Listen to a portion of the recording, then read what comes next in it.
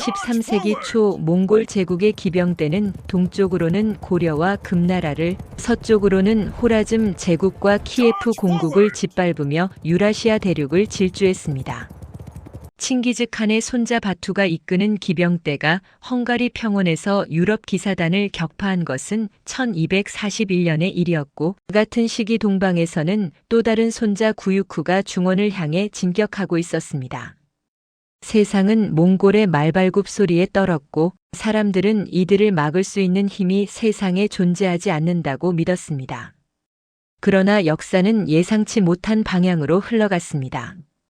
북쪽으로는 시베리아의 끝까지, 서쪽으로는 폴란드와 헝가리까지 진출한 몽골군이 남쪽, 특히 동남아시아와 남아시아로 향했을 때 그들은 처음으로 진정한 한계에 부딪혔습니다. 이는 단순히 강력한 적군을 만났기 때문이 아니었습니다. 몽골군을 좌절시킨 것은 바로 기후와 지형, 그리고 그들이 전혀 경험해보지 못한 자연환경 자체였습니다. 몽골 기병의 전투력은 특정한 환경에 최적화되어 있었습니다.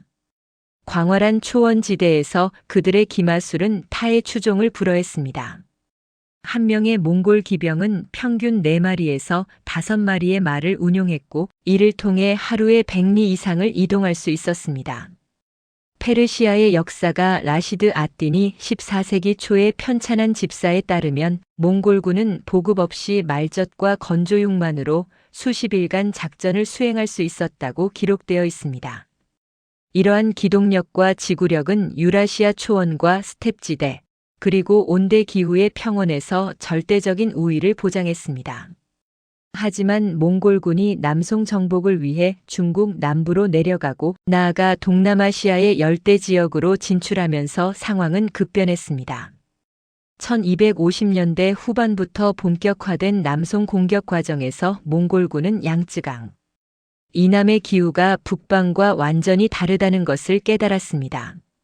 쿠빌라이 칸의 명령으로 1270년대 초 남송의 남부 지역을 정찰한 몽골 장수들의 보고서에는 땅이 습하고 더우며 말들이 병에 걸려 쓰러진다는 내용이 반복적으로 등장합니다. 열대 기후의 고온다습한 환경은 북방 유목민에게는 생존 그 자체가 고통이었습니다. 몽골 기병들이 착용하던 가죽 갑옷과 펠트로 만든 의복은 섭씨 30도를 넘나드는 무더위 속에서 견딜 수 없는 짐이 되었습니다. 원사의 기록에 따르면 1280년대 베트남 원정에 참가했던 몽골군 병사들은 옷이 땀에 젖었었고 피부에 종기가 생겨 걷기조차 어려웠다고 증언했습니다. 더욱 심각한 것은 식량 보존의 문제였습니다. 북방에서 몽골군의 주요 식량이었던 건조육과 치즈는 열대 기후에서 며칠 만에 부패했고, 이는 보급 체계 전체를 마비시켰습니다. 무엇보다 치명적인 것은 말의 건강 악화였습니다. 몽골 제국의 군사력은 말에 절대적으로 의존했습니다. 기병의 기동력뿐만 아니라 물자, 수송, 정찰, 통신 모두가 말을 통해 이루어졌습니다. 그런데 열대 지역의 기후는 몽골 말에게 치명적이었습니다. 베네치아의 여행가 마르코 폴로는 1290년대 초 쿠빌라이 칸의 궁정에 머물면서 남방 원정의 참혹함을 기록했습니다. 그의 여행기에는 남쪽 땅의 더위와 습기는 말들을 죽음으로 몰아넣었고, 원정군의 10마리 중 6, 7마리가 병으로 쓰러졌다는 구절이 나옵니다. 몽골 말은 영하 40도의 추위에도 견딜 수 있도록 진화한 품종이었습니다. 두꺼운 털과 강인한 체질은 시베리아의 혹독한 겨울을 이겨내는 데는 완벽했지만 열대의 고온다습한 환경에서는 오히려 약점이 되었습니다. 베트남 북부의 홍강 삼각주 지대에 주둔했던 몽골군 부대의 기록을 보면 말들이 피부병, 발굽질환, 그리고 알 수 없는 열병으로 하루에 수십 마리씩 폐사했다고 합니다. 1285년 첫 번째 베트남 원정 당시 몽골군은 약 5만 명의 병력과 10만 마리 이상의 말을 동원했습니다. 그러나 원정이 끝났을 때 생환한 말은 3만 마리에 불과했습니다. 말의 대량 폐사는 곧 기동력의 상실을 의미했고, 기동력을 잃은 몽골군은 더 이상 몽골군이 아니었습니다. 전장에서 몽골군을 무너뜨린 것은 적군의 칼과 화살이 아니라 눈에 보이지 않는 적 바로 질병이었습니다. 북방 초원지대에서 자라난 몽골 병사들은 열대 지방의 풍토병에 대한 면역이 전혀 없었습니다. 말라리아, 이질, 댕기열, 그리고 각종 기생충 감염은 몽골군 진영을 휩쓸었습니다. 1287년 두 번째 베트남 원정을 이끈 몽골의 장군 토곤의 보고서에는 참혹한 실상이 담겨 있습니다. 군사들이 매일 열병으로 쓰러지고 설사병으로 죽어갑니다. 의원들도 이 병을 치료할 방법을 모릅니다. 우리는 싸우기도 전에 군사의 절반을 잃었습니다. 당시 몽골군 진영에서는 말라리아가 특히 맹위를 떨쳤습니다. 모기가 매개하는 이 질병은 몽골 병사들에게는 완전히 낯선 것이었고 고열과 오한, 전신 쇠약을 일으켜 전투력을 완전히 무력화시켰습니다. 더욱 심각한 것은 의료 체계의 붕괴였습니다. 몽골군은 나름의 군의 체계를 갖추고 있었고 특히 외상 치료에는 상당한 수준의 기술을 보유하고 있었습니다. 그러나 열대 질병은 그들의 경험과 지식 밖의 영역이었습니다. 페르시아와 중앙아시아에서 징집된 의사들조차 동남아시아의 풍토병 앞에서는 속수무책이었습니다. 원사의 기록에 따르면 1288년 세 번째 베트남 원정 때는 원정군 8만 명 중 질병으로 사망한 병사가 3만 명이 넘었다고 합니다. 이는 전투 사상자의 5배에 달하는 수치였습니다. 지형적 장애물도 만만치 않았습니다. 몽골군의 주특기는 대규모 기병 돌격과 포위 섬멸전이었습니다. 이들은 광활한 평원에서 적을 포위하고 사방에서 화살을 퍼부으며 괴멸시키는 전술에 능했습니다. 그러나 베트남과 미얀마 그리고 중국 남부의 산악지대는 이러한 전술을 완전히 무용지물로 만들었습니다. 베트남 북부는 석회암 카르스트 지형으로 이루어진 험준한 산악지대와 울창한 열대 우림으로 뒤덮여 있었습니다. 좁은 계곡과 굽이치는 강 그리고 끝없이 펼쳐진 정글은 기병대의 이동을 원천적으로 차단했습니다. 1280년대 베트남을 침공한 몽골군 지휘관들의 보고서에는 길이 너무 좁아 말을 타고 나란히 갈 수 없고 숲이 너무 울창하여 앞을 볼 수 없다는 내용이 반복됩니다. 넓은 시야와 기동 공간을 필요로 하는 몽골군의 전술은 이런 환경에서 작동할 수 없었습니다. 더욱이 보급로 확보가 거의 불가능했습니다. 몽골군은 전통적으로 정복한 지역의 자원을 약탈하며 진군하는 방식을 택했습니다. 그러나 베트남군이 실시한 청야 전술로 인해 약탈할 것이 없었고 험준한 산악 지형으로 인해 후방으로부터의 보급도 원활하지 않았습니다. 1285년 원정 당시 몽골군은 홍강 삼각주에서 불과 100리 떨어진 산악지대에서 식량 부족으로 진격을 멈춰야 했습니다. 보급 부대는 베트남군의 기습 공격으로 수시로 전멸당했고 주력 부대는 고립되어 굶주림에 시달렸습니다.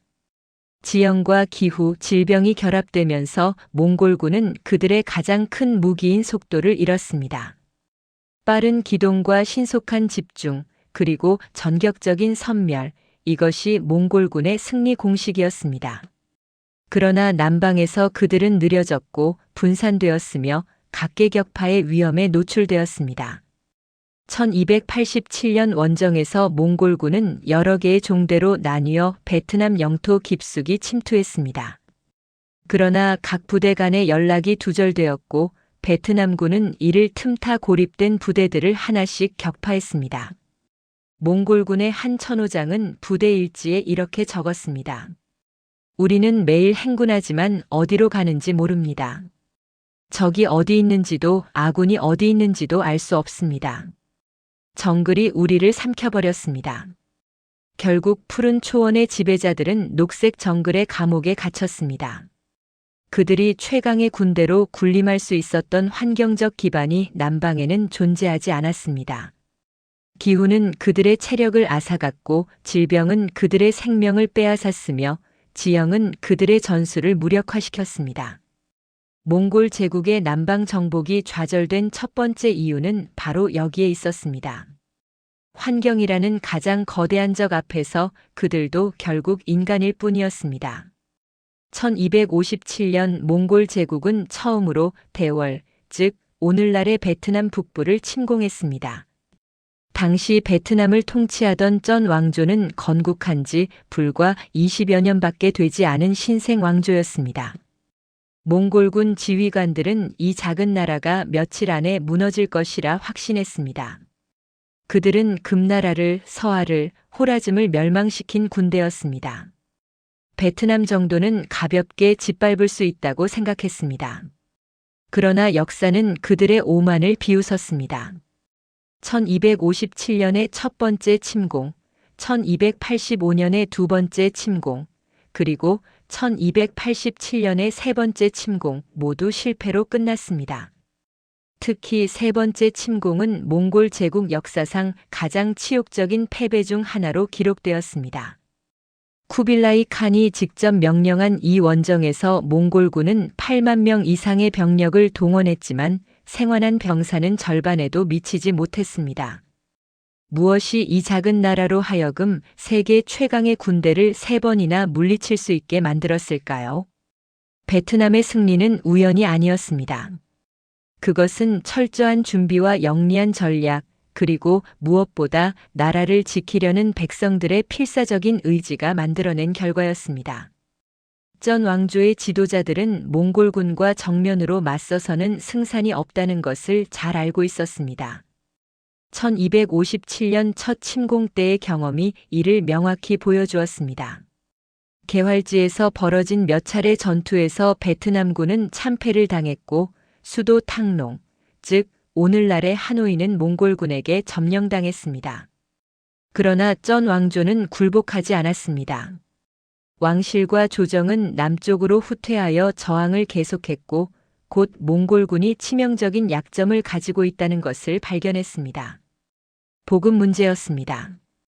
원사의 기록에 따르면 1257년 원정군을 이끌던 몽골 장군 우량카타이는 식량이 떨어져 더 이상 진격할 수 없다고 보고했습니다. 몽골군은 결국 탕롱에서 철수해야 했고 이는 베트남에게 귀중한 교훈을 주었습니다. 적을 굶주리게 만들면 이길 수 있다는 것이었습니다. 이후 베트남은 철저하게 방어 전략을 준비했습니다. 1282년 쿠빌라이 칸이 두 번째 침공을 준비한다는 정보가 들어오자 쩐 왕조의 실권자였던 쩌능다오 대원수는 전국적인 전쟁 준비 체제를 구축했습니다. 그는 왕에게 상소를 올려 이렇게 말했습니다. 적이 강하다고 두려워하면 나라가 망합니다. 그러나 백성이 하나로 뭉치면 산도 넘고 바다도 메울 수 있습니다.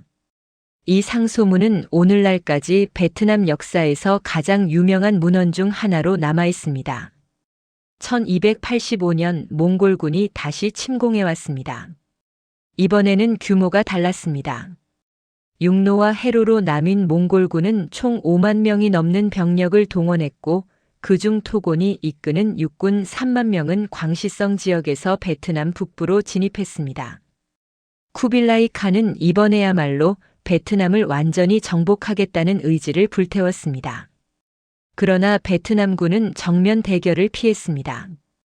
그들은 몽골군이 진격하는 길목마다 마을을 비우고 식량을 숨기거나 불태웠습니다. 우물은 흙으로 메우거나 독을 탔고 곡식을 저장한 창고는 모조리 불태웠습니다. 이것이 바로 청야 전술, 즉 초토화 작전이었습니다. 대월사 기전서의 기록에 따르면 백성들은 짐을 지고 산속으로 들어갔으며 평야에는 사람 그림자 하나 보이지 않았다고 합니다. 몽골군은 텅 빈 마을과 불탄 들판만을 마주했습니다. 그들이 점령한 것은 땅뿐이었고 그 땅에는 먹을 것도 약탈할 것도 없었습니다. 안남지략의 기록을 보면 몽골군 병사들은 풀뿌리와 나무 껍질을 먹으며 연명했다고 합니다. 더욱이 베트남군은 소규모 유격대를 조직하여 몽골군의 보급부대를 끊임없이 공격했습니다. 정글과 산악 지형에 익숙한 베트남 병사들은 밤이 되면 나타나 몽골군 진영을 습격했고 날이 밝으면 산속으로 사라졌습니다. 토곤의 군대는 탕롱까지 진격하는 데 성공했습니다. 그러나 그것은 승리가 아니라 함정이었습니다. 수도를 점령했지만 그곳에도 식량은 없었고 주변은 적으로 둘러싸여 있었습니다. 대월사기전서는 당시 상황을 이렇게 기록합니다. 몽골군은 성 안에 갇혀 나올 수 없었고 날마다 아사자가 속출했다. 1285년 말 토고는 결국 후퇴 명령을 내렸고 철수하는 과정에서 베트남군의 맹렬한 추격을 받아 막대한 피해를 입었습니다. 1287년 분노한 쿠빌라이 칸은 세 번째 침공을 명령했습니다. 이번에는 실패를 용납하지 않겠다는 의지로 더 많은 병력과 물자를 투입했습니다. 토곤이 다시 육군을 이끌었고 오마르라는 장군이 해군을 지휘했습니다. 해군은 전함 500척에 병력 2만 명을 싣고 바닷길을 통해 베트남 해안으로 접근했습니다. 이는 베트남을 남북으로 협공하려는 전략이었습니다. 쩌능다오는 이번에도 정면 대결을 피하면서 새로운 계략을 준비했습니다.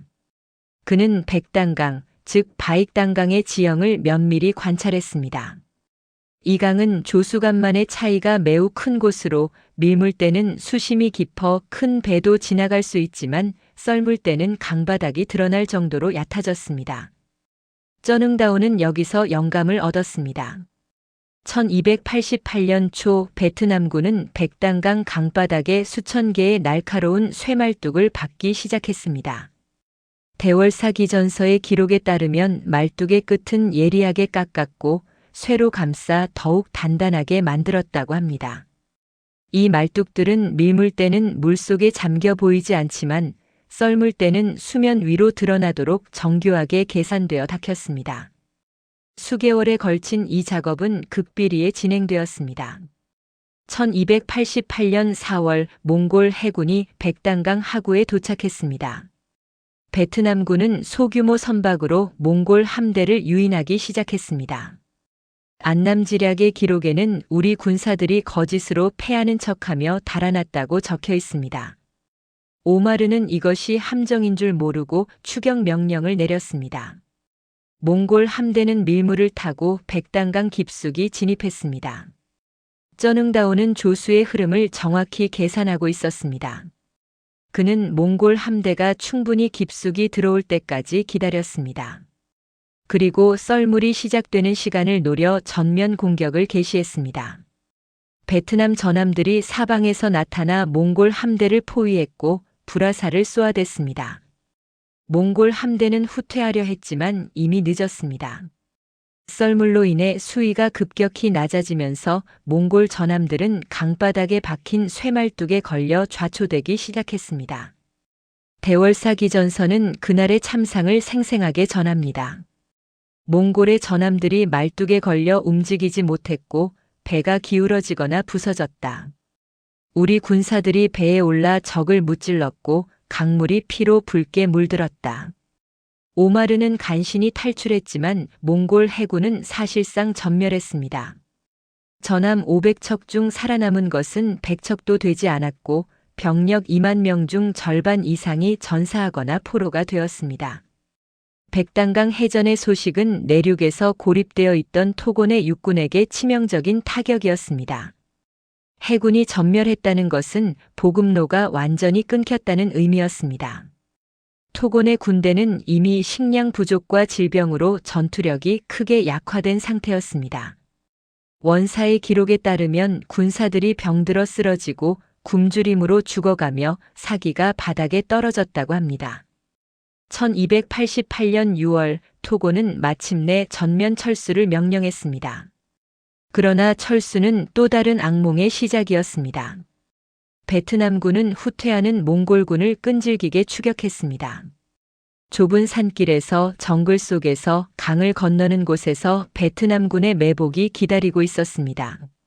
안남지략은 몽골군이 낮에는 행군하고 밤에는 싸우며 도망쳤지만 우리 군사들이 사방에서 공격하여 시체가 길을 메웠다고 기록합니다. 국경을 넘어 광시성으로 돌아온 몽골군은 처참한 모습이었습니다. 출발할 때 8만 명이었던 병력은 3만 명도 채 되지 않았습니다.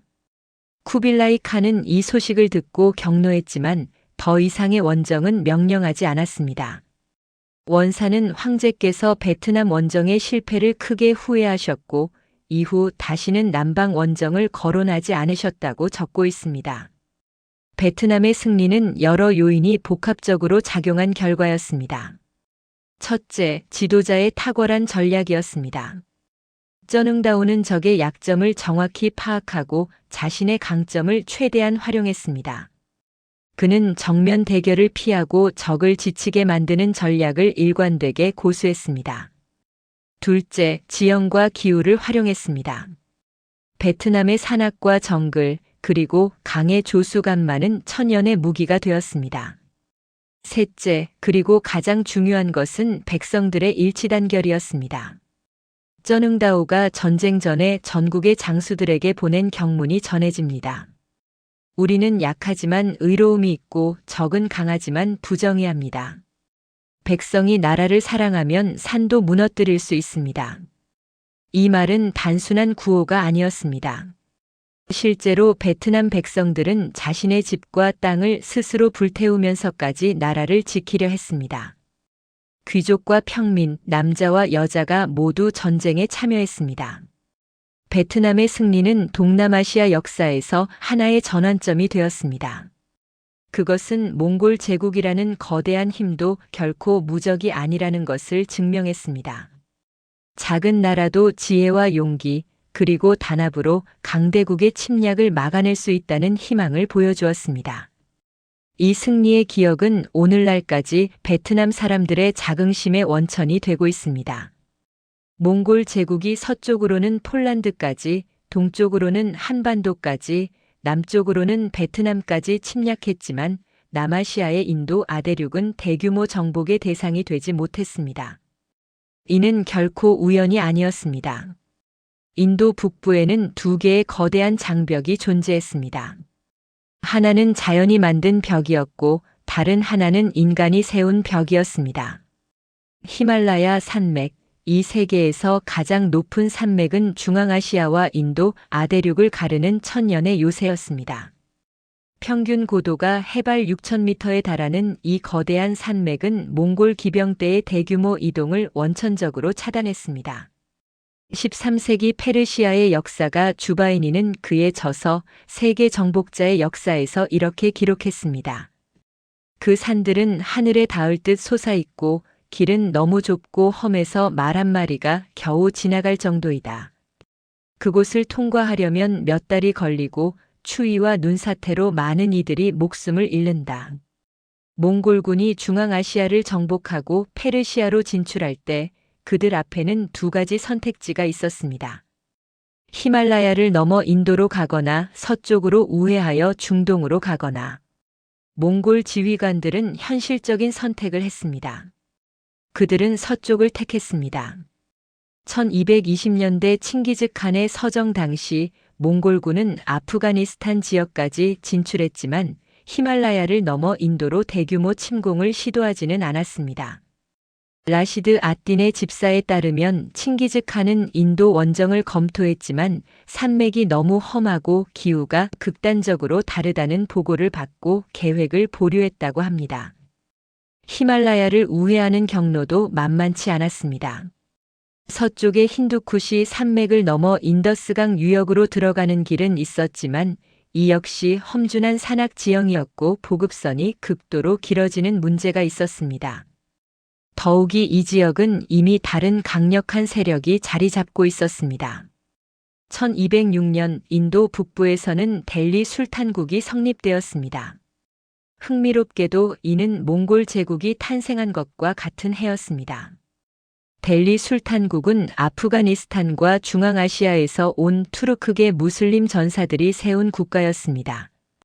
그들의 창건자 쿠투브 아딘 아이바크는 원래 노예 출신이었지만 뛰어난 군사적 재능으로 인도 북부를 정복하고 독립왕조를 세웠습니다.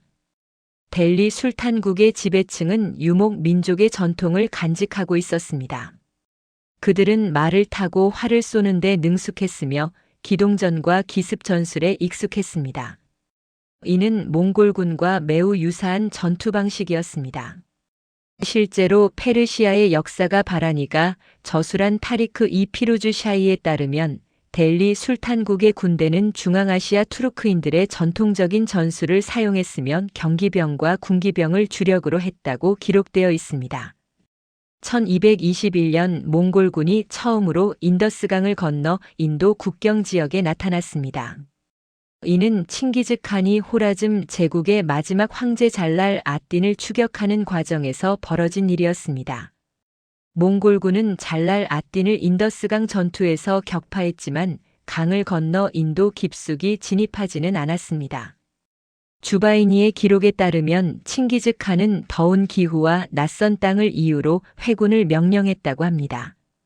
그러나 이것이 전부는 아니었습니다. 델리 술탄국의 당시 술탄 일투투미시는 이미 국경 지역에 대규모 군대를 집결시키고 있었습니다. 1221년 이후 약 60년간 몽골군과 델리 술탄국 사이에는 끊임없는 국경 충돌이 이어졌습니다. 하지만 이는 대규모 정복 전쟁이 아니라 소규모 약탈과 방어가 반복되는 양상이었습니다. 몽골군은 주로 펀자브 지역과 신드 지역의 국경 도시들을 습격했습니다.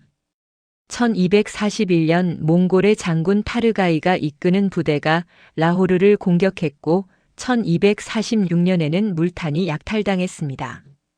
그러나 델리 술탄국은 이러한 침공을 효과적으로 막아냈습니다. 특히 1246년부터 1266년까지 통치한 술탄 나시르 앗딘 마흐무드는 강력한 국경 방어 체제를 구축했습니다. 타리크 이 피루즈 샤이의 기록을 보면 술탄은 국경의 요새들을 강화하고 상비군을 배치하여 몽골의 침입에 대비했다고 합니다.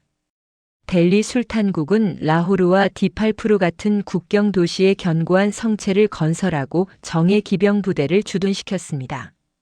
1260년대 들어 몽골의 압력은 더욱 거세졌습니다. 이는 몽골 제국이 분열되면서 중앙아시아를 지배한 차가타이 칸국이 독자적으로 인도 침공을 시도했기 때문입니다.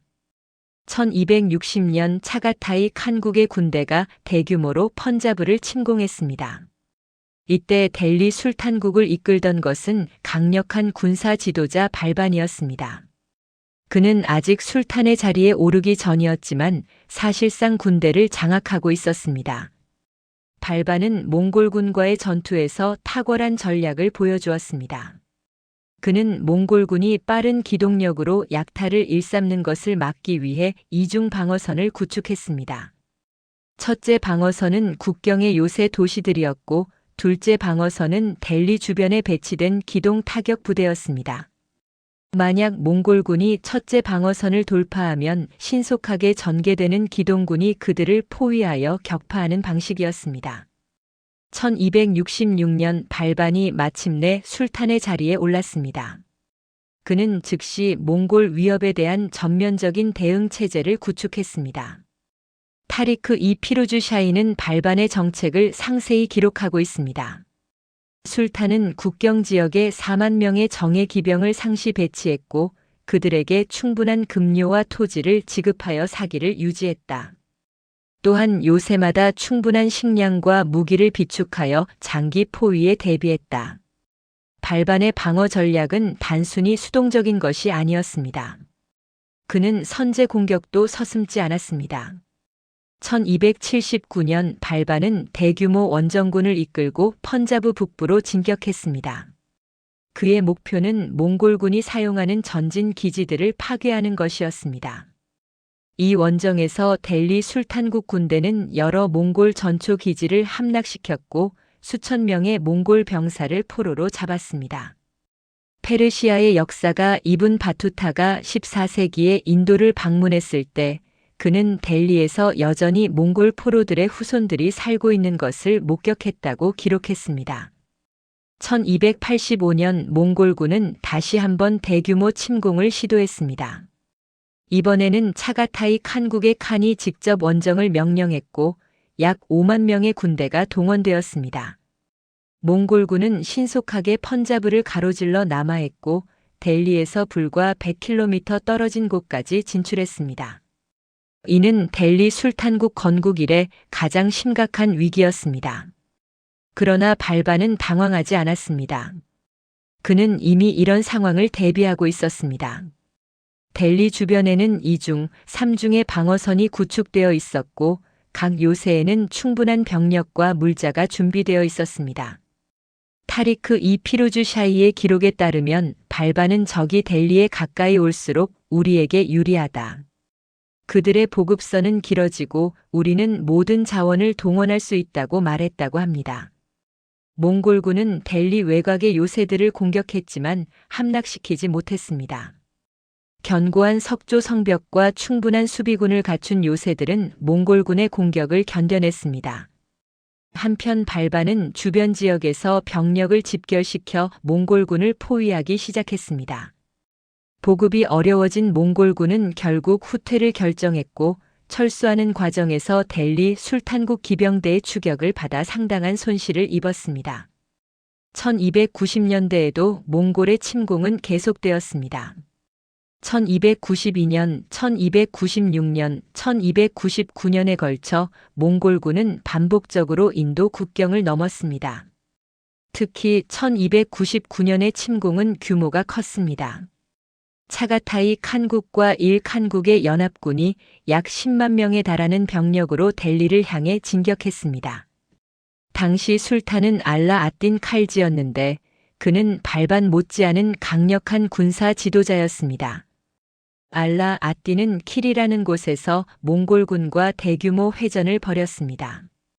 타리크 이 피루즈 샤이와 아미르 쿠스로의 시 기록들을 종합하면 이 전투는 양측 모두에게 막대한 피해를 안긴 치열한 접전이었습니다.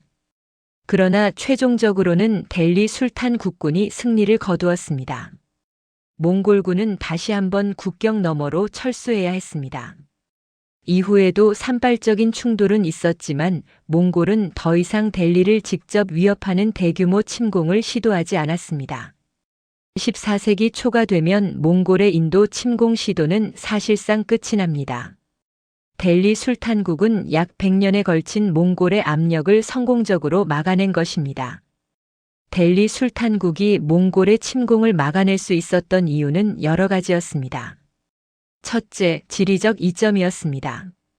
히말라야 산맥은 대규모 침공을 원천적으로 차단했고 설령 서쪽 경로로 침입한다 해도 몽골군의 보급선은 극도로 길어질 수밖에 없었습니다.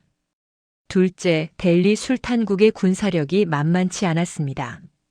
투르크계 전사들로 구성된 그들의 군대는 몽골군과 유사한 전술에 익숙했고 기병 중심의 기동전에 능했습니다. 셋째, 그리고 가장 중요한 것은 전략적 깊이와 방어 체계였습니다. 델리 술탄국은 단순히 국경에서 적을 막는 것이 아니라 중심 깊은 방어 체제를 구축했습니다. 요새 도시들의 네트워크, 상비군의 배치, 그리고 신속한 기동 타격 부대의 운용, 이 모든 것이 유기적으로 작동하여 몽골의 침공을 좌절시켰습니다. 넷째, 델리 술탄국은 경제적으로 안정되어 있었습니다. 인도 북부의 비옥한 겐지스강 유역은 충분한 식량을 생산했고 이는 대규모 상비군을 유지할 수 있는 기반이 되었습니다. 반면 몽골군은 먼 거리를 원정해야 했고 보급의 어려움에 항상 시달렸습니다. 결국 인도 아대륙은 몽골 제국이 넘지 못한 또 하나의 경계선이 되었습니다. 자연의 장벽과 인간의 의지가 결합하여 세계 최강의 군대조차 물리칠 수 없는 방벽을 만들어낸 것입니다. 델리 술탄국의 성공적인 방어는 몽골이 남아시아 전체를 정복하는 것이 불가능했던 결정적인 이유였습니다. 1260년 쿠빌라이가 몽골 제국의 데칸 자리에 올랐습니다. 그는 형제들과의 권력 투쟁에서 승리했지만 제국은 이미 분열의 조짐을 보이고 있었습니다. 중앙아시아의 차가타이 칸국, 페르시아의 일 칸국, 러시아의 킵차크 칸국은 각자 독자적인 길을 걷기 시작했습니다. 이런 상황에서 쿠빌라이는 명확한 선택을 해야 했습니다. 제국의 한정된 자원을 어디에 집중할 것인가? 쿠빌라이의 답은 분명했습니다. 남송, 즉 중국 남부를 정복하는 것이었습니다. 이는 단순한 영토 확장이 아니었습니다. 남송은 당시 세계에서 가장 부유한 국가 중 하나였고 인구는 5천만 명이 넘었습니다. 마르코 폴로가 13세기 말 중국을 방문했을 때 그는 남송의 수도였던 항저우를 보고 세계에서 가장 아름답고 화려한 도시라고 감탄했습니다. 그의 여행기에는 이 도시에만 100만 명이 넘는 사람들이 살고 있으며 비단과 도자기, 향료와 보석이 넘쳐난다고 기록되어 있습니다. 남송을 정복한다는 것은 곧 중국 전체를 장악한다는 의미였습니다. 이미 북쪽의 금나라를 멸망시킨 몽골에게 남송은 마지막 퍼즐 조각이었습니다. 원사의 기록에 따르면 쿠빌라이는 즉위 직후 신하들에게 이렇게 말했다고 합니다. 천하를 통일하려면 반드시 남송을 취해야 한다. 남송을 얻으면 우리는 진정한 중화의 주인이 될 것이다. 이는 단순한 정복 야욕이 아니라 정통성 확보의 문제이기도 했습니다. 중국의 황제가 되려면 중국 전체를 지배해야 했고 그러기 위해서는 남송이 필수였습니다. 사실 남송과의 전쟁은 쿠빌라이 이전부터 시작되었습니다. 1235년 칭기즈 칸의 후계자 오고타이 칸 시절부터 몽골은 남송을 압박하기 시작했습니다. 그러나 본격적인 대규모 침공은 1250년대 후반 몽케 칸 시대에 시작되었습니다. 1258년 몽케는 직접 대군을 이끌고 스촨성으로 진격했지만 합주성 공격 중 병사하고 말았습니다. 송사의 기록에는 몽골 황제가 조어산에서 병으로 죽었다고 간략히 적혀 있지만 실제로는 전투 중 부상이 원인이었을 가능성이 높습니다. 쿠빌라이가 권력을 잡은 후 남송 정복은 제국의 최우선 과제가 되었습니다. 1268년 쿠빌라이는 양쯔강 중류의 전략 요충지 샹양을 포위하기 시작했습니다. 이 포위전은 무려 5년이나 지속되었습니다. 원사에 따르면 몽골군은 샹양 공격에 10만 명 이상의 병력과 막대한 물자를 투입했습니다. 페르시아에서 기술자들을 불러와 거대한 투석기를 제작했고 주변 지역에서 식량과 무기를 끊임없이 공급받았습니다. 1273년 샹양이 마침내 함락되었습니다. 이는 남송의 방어선에 결정적인 구멍을 뚫은 것이었습니다. 송사는 샹양이 함락되자 조정이 크게 동요했고 신하들은 항복을 논의하기 시작했다고 기록합니다. 그러나 전쟁은 여기서 끝나지 않았습니다. 남송은 여전히 광대한 영토와 막강한 경제력 그리고 수십만의 군대를 보유하고 있었습니다. 쿠빌라이는 샹양 함락 이후 공세를 더욱 강화했습니다. 1274년부터 몽골군은 양쯔강을 따라 동쪽으로 진격하기 시작했습니다. 바얀이라는 뛰어난 장군이 이 원정을 지휘했습니다. 원사의 바얀 열전을 보면 바얀은 지략이 뛰어나고 용맹했으며 군사를 잘 다루었다고 평가합니다. 그는 단순히 무력으로 밀어붙이는 것이 아니라 남송의 도시들을 하나씩 항복시키는 전략을 택했습니다. 항복하는 도시에는 관대하게 대했지만 저항하는 곳은 철저히 공격했습니다. 바로 이 시점에서 동남아시아 침공의 의미가 드러납니다. 쿠빌라이가 베트남과 미얀마 참파를 침공한 것은 단순히 영토를 넓히기 위함이 아니었습니다. 그것은 남송을 다방면에서 압박하기 위한 전략적 포위의 일환이었습니다. 원사의 기록을 보면 이러한 의도가 명확히 드러납니다. 황제께서 말씀하시길 남송이 바다를 통해 남방의 나라들과 교역하니 그 길을 끊어야 한다고 하셨다. 1270년대 초반부터 남송은 해상 무역로를 통해 동남아시아로부터 식량과 물자를 수입하고 있었습니다. 특히 참파, 즉 오늘날 베트남 중남부 지역의 쌀은 남송에게 중요한 식량 공급원이었습니다. 송사의 무역 기록을 보면 매년 참파에서 수십만 석의 쌀이 들어왔다고 적혀 있습니다. 또한 동남아시아 항로는 남송이 인도양과 중동을 거쳐 세계와 교역하는 생명줄이기도 했습니다. 쿠빌라이는 이 해상 보급로를 차단하려 했습니다. 1281년 그는 베트남 침공을 명령하면서 장군들에게 남방의 소국들을 복속시켜 남송의 외원을 끊으라고 지시했습니다. 이는 남송 정복이라는 거대한 그림의 한 부분이었습니다. 북쪽에서는 육로로, 남쪽에서는 해로로 사방에서 남송을 조여오는 포위망이었습니다. 그러나 이 전략은 제대로 작동하지 않았습니다. 베트남은 앞서 살펴본 것처럼 몽골의 침공을 3차례나 격퇴했습니다. 1283년 참파를 침공한 몽골군도 열대 기후와 질병으로 큰 손실을 입고 철수해야 했습니다. 원사는 참파 원정에서 군사의 과반이 병으로 죽었다고 기록합니다. 남송을 포위하려던 남방 전략은 실패로 끝났고 이는 쿠빌라이에게 중요한 교훈을 주었습니다. 동남아시아는 투입한 자원에 비해 전략적 가치가 크지 않다는 것이었습니다. 결국 쿠빌라이는 남송 정복에 모든 자원을 집중하기로 결정했습니다. 1275년부터 1276년까지 바얀의 군대는 파죽지세로 남송의 주요 도시들을 함락시켰습니다. 1276년 2월 마침내 남송의 수도 이만, 즉 항저우가 함락되었습니다. 송사는 이날의 장면을 이렇게 기록합니다.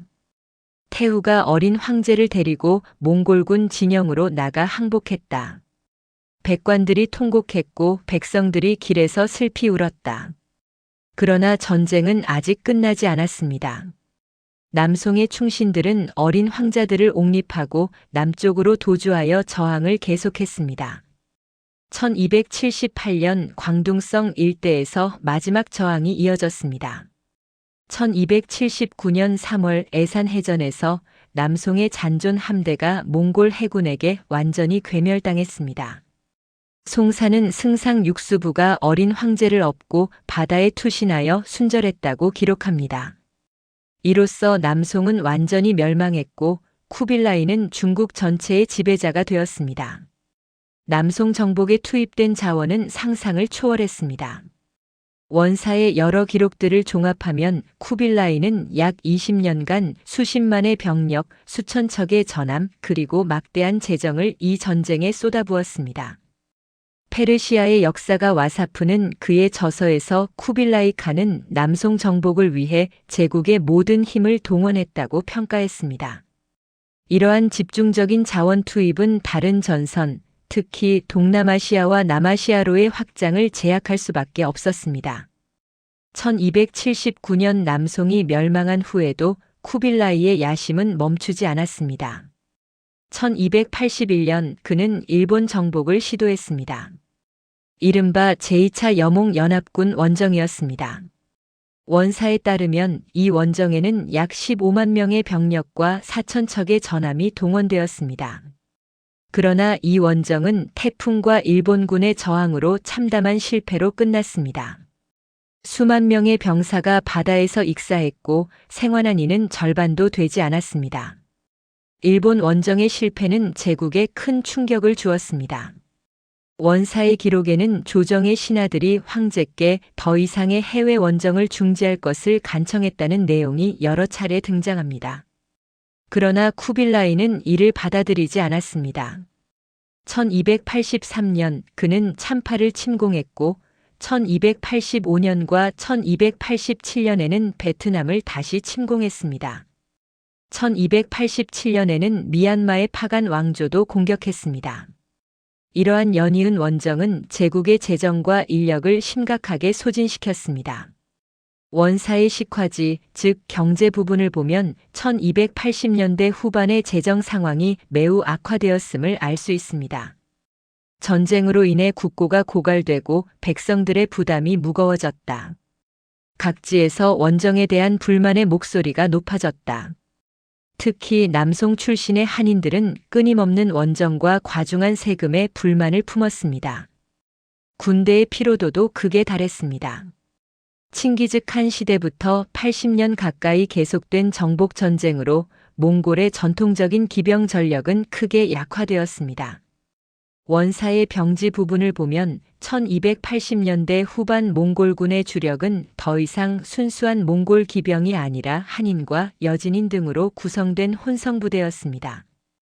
그들의 전투력과 사기는 과거의 몽골군과 비교할 수 없을 정도로 떨어져 있었습니다.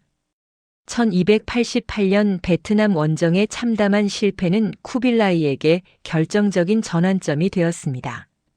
8만 명의 군대를 보냈지만 반도 돌아오지 못했고 해군은 백단강에서 전멸했습니다.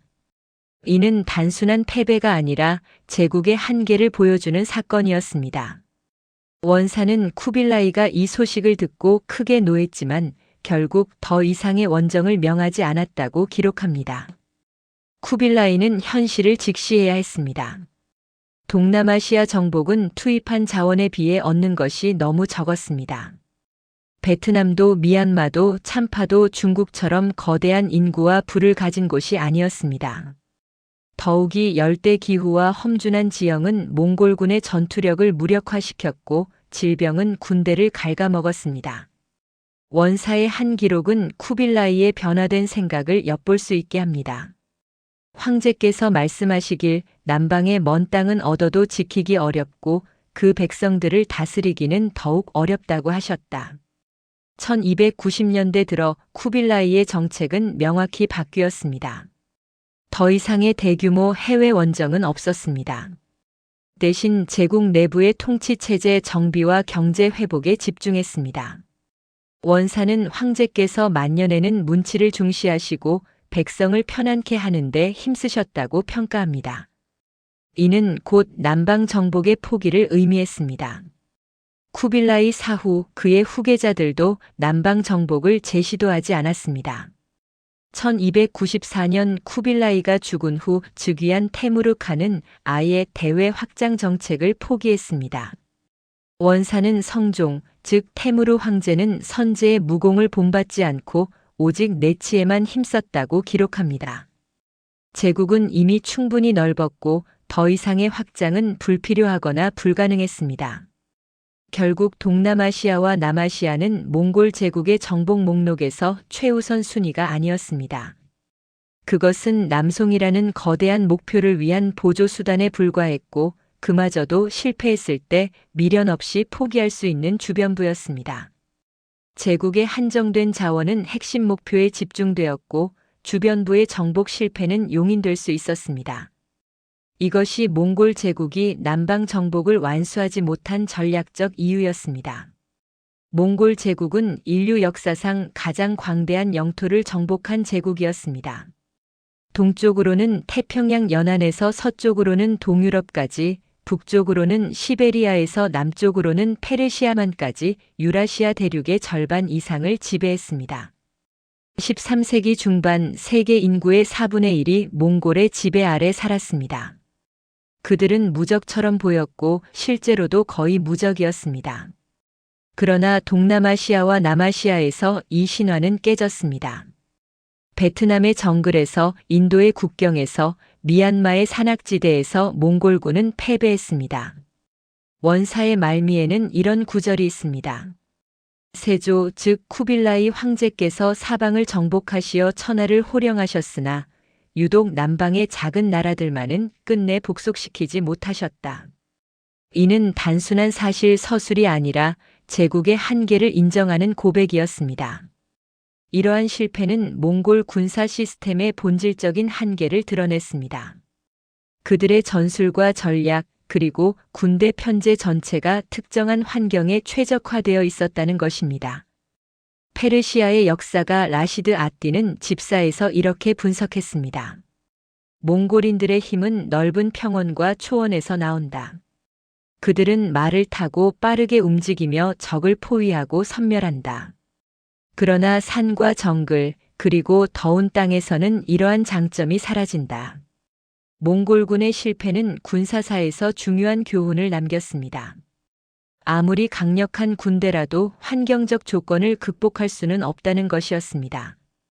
기후, 지형, 질병이라는 세 가지 요소는 인간의 의지와 용맹으로 극복할 수 없는 장벽이었습니다. 14세기 초 중국의 학자 마달리는 문헌통고라는 방대한 백과사전에서 몽골의 남방 원정 실패를 분석했습니다. 몽골군은 추위에 강하고 더위에 약하다.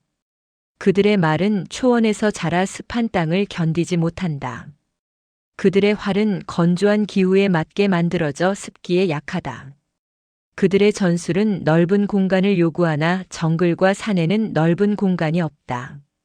이는 매우 정확한 분석이었습니다. 실제로 베트남 원정에 참가했던 몽골 병사들의 증언이 일부 중국 사료에 남아 있습니다. 원말의 문인 도종이가 편찬한 철경록에는 이런 구절이 있습니다. 남방에서 돌아온 군사들이 말하길 그곳은 사람이 살 곳이 아니라고 했다. 하루 종일 땀이 흐르고 밤에도 더위가 가시지 않는다. 벌레가 사람을 물어 병이 들고 물을 마시면 배탈이 난다. 말들은 풀을 먹어도 여위고 사람들은 밥을 먹어도 기운이 없다. 이러한 경험은 몽골 제국의 확장 정책에 근본적인 영향을 미쳤습니다. 14세기 이후 몽골계 왕조들, 즉 원나라와 일칸국, 차가타이 칸국 등은 더 이상 열대 지역으로의 확장을 시도하지 않았습니다. 그들은 자신들이 효과적으로 지배할 수 있는 지역, 즉 온대와 한대 기후권에 집중했습니다. 이는 지리적 환경이 제국의 경계를 결정한다는 역사적 사례가 되었습니다. 몽골의 침략을 막아낸 국가들에게 이 승리는 단순한 군사적 성공 이상의 의미를 가졌습니다. 그것은 국가적 정체성을 확립하고 민족적 자긍심을 형성하는 결정적 계기가 되었습니다. 베트남의 경우가 가장 극적입니다. 대월사기전서는 몽골과의 전쟁을 베트남 역사의 가장 영광스러운 순간으로 기록했습니다. 우리 조상들이 거대한 원나라 군대를 3번이나 물리쳤다. 이는 하늘이 우리 민족을 보호하신 증거이며 우리 백성이 하나로 단결한 결과이다. 쩌능다오는 베트남 역사에서 가장 존경받는 영웅이 되었고 그의 전략과 리더십은 후대에 계속 연구되고 찬양되었습니다. 15세기 초 명나라가 베트남을 침공했을 때 베트남인들은 쩌능다오의 유산을 떠올렸습니다. 레러이라는 지도자가 반란을 일으켜 명군을 격퇴했을 때 그는 스스로를 쩌능다오의 후계자로 자처했습니다. 대월사기전서는 레러이가 군사들에게 말하길 우리 선조들이 몽골을 물리쳤듯 우리도 명나라를 물리칠 수 있다고 했다고 기록합니다. 몽골 격퇴의 기억은 베트남 민족의 저항 정신의 원천이 되었습니다. 심지어 20세기 베트남 전쟁 당시에도 이 역사는 소환되었습니다. 북베트남의 호치민은 연설에서 종종 쩌능다오를 언급했고 백단강 전투를 상기시켰습니다. 우리 조상들이 세계 최강의 몽골 제국을 물리쳤다. 우리도 할 수 있다는 메시지는 강력한 동원력을 발휘했습니다. 오늘날 하노이에는 쩌능다오의 거대한 동상이 서 있고 베트남 사람들은 그를 민족의 수호자로 기억합니다. 인도의 델리 술탄국도 몽골 방어를 통해 정통성과 권위를 확립했습니다. 페르시아어로 작성된 타리크 이 피루즈 샤이는 발반 술탄과 알라, 아딘 칼지를 세계 정복자들을 물리친 위대한 술탄들이라고 칭송했습니다. 특히 알라 아딘 칼지는 몽골을 격퇴한 후 자신의 권위를 크게 높였고 이를 바탕으로 인도 내부의 반란들을 진압하고 남인도까지 세력을 확장했습니다. 14세기 초 인도를 방문한 이븐 바투타는 그의 여행기에서 델리 술탄국의 위상을 이렇게 기록했습니다. 델리의 술탄은 강력하고 부유하며 그의 군대는 용맹하다. 그들은 과거 몽골의 대군을 물리쳤으며 이로 인해 인도 전역에서 존경받는다. 몽골 방어의 성공은 델리 술탄국이 인도 북부의 패권을 확고히 하는데 결정적으로 기여했습니다. 더 나아가 몽골의 위협은 델리 술탄국이 강력한 군사국가로 발전하는 계기가 되었습니다. 지속적인 외부 위협에 대응하기 위해 발전시킨 상비군 제도, 요새 체계, 그리고 군사 행정은 이후 무굴 제국 시대까지 이어지는 인도 이슬람 왕조들의 기반이 되었습니다. 역설적이게도 몽골의 침공 시도는 인도 무슬림 정권들을 더욱 강하게 만들었습니다. 몽골 제국의 남방 정복 실패는 결국 문명권의 경계를 만들어냈습니다. 몽골이 지배한 지역과 그렇지 않은 지역 사이에는 명확한 선이 그어졌고, 이는 단순히 정치적 경계가 아니라 문화적, 경제적 경계이기도 했습니다. 몽골이 지배한 중국, 중앙아시아, 페르시아, 러시아는 이른바 팍스 몽골리카 체제에 편입되었습니다. 마르코 폴로의 여행기가 보여주듯 13세기 후반부터 14세기 초까지 유라시아 대륙의 교역로는 몽골 제국의 보호 아래 전례 없는 번영을 누렸습니다. 비단길이 다시 활성화되었고 동서 문물 교류가 폭발적으로 증가했습니다. 그러나 동남아시아와 남아시아는 이 체제의 바깥에 있었습니다. 베트남, 미얀마, 인도는 독자적인 무역망과 문화권을 유지했습니다. 특히 동남아시아는 인도양 해상 무역권의 일부로 남았고 인도, 중동, 아프리카와의 교류를 계속했습니다. 14세기 모로코의 여행가 이븐 바투타는 동남아시아를 여행하며 이곳은 몽골의 영향이 미치지 않는 곳으로 인도와 중국의 문화가 섞여 있다고 기록했습니다. 이러한 분리는 장기적으로 지역 발전의 차이를 만들어냈습니다.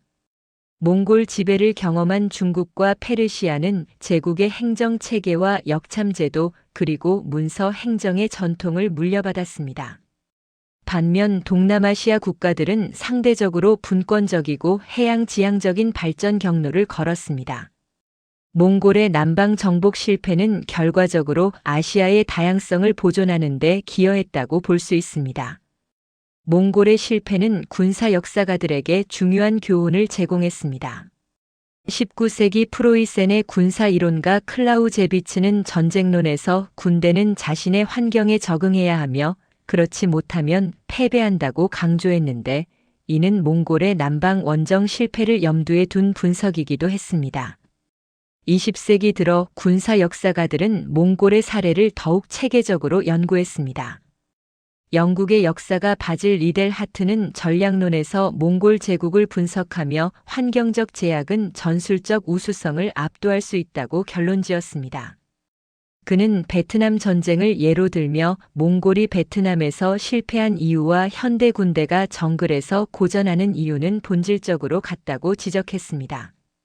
실제로 베트남 전쟁 당시 미국 군사 전문가들은 몽골의 베트남 침공 실패 사례를 연구했습니다. 랜드 연구소가 1960년대 작성한 보고서에는 몽골 군조차 베트남의 지형과 기후, 그리고 유격 전술 앞에서 무력했다는 분석이 포함되어 있었습니다. 물론 이러한 교훈이 정책에 충분히 반영되지는 못했지만 역사적 선례로서의 가치는 분명했습니다. 역사에 만약은 없다고 하지만 한 가지 질문은 흥미롭습니다. 만약 몽골이 동남아시아와 남아시아를 정복했다면 세계사는 어떻게 달라졌을까요? 아마도 아시아 전역이 하나의 거대한 제국 아래 통합되었을 것이고, 이는 유럽의 식민 확장을 더욱 어렵게 만들었을 것입니다. 또한 동남아시아와 인도의 독특한 문화적 전통들이 몽골화되거나 소멸되었을 가능성도 있습니다. 그러나 역사는 다른 길을 걸었습니다. 몽골의 남방 정복 실패 덕분에 베트남은 독립을 유지했고 인도는 다양한 왕조들의 경쟁 속에서 문화적 풍요를 이어갔으면 동남아시아는 해양 문명으로 발전할 수 있었습니다. 이는 인류 문명의 다양성을 보존한 결과였습니다. 결국 몽골 제국의 남방 정복 실패가 우리에게 말해주는 것은 무엇일까요? 그것은 아무리 강력한 힘도 자연의 법칙과 환경의 제약 앞에서는 한계가 있다는 사실입니다. 몽골 제국은 유라시아 초원이라는 특정 환경에 최적화된 군사 시스템으로 세계를 정복했지만 그 시스템을 보편화할 수는 없었습니다. 베트남의 정글, 인도의 산맥, 동남아시아의 열대 기후는 몽골군에게 극복 불가능한 장벽이었습니다. 이는 패배가 아니라 자연스러운 한계였습니다. 원사의 마지막 권에는 이런 구절이 있습니다. 천하는 넓고 사람의 힘은 한정되어 있다.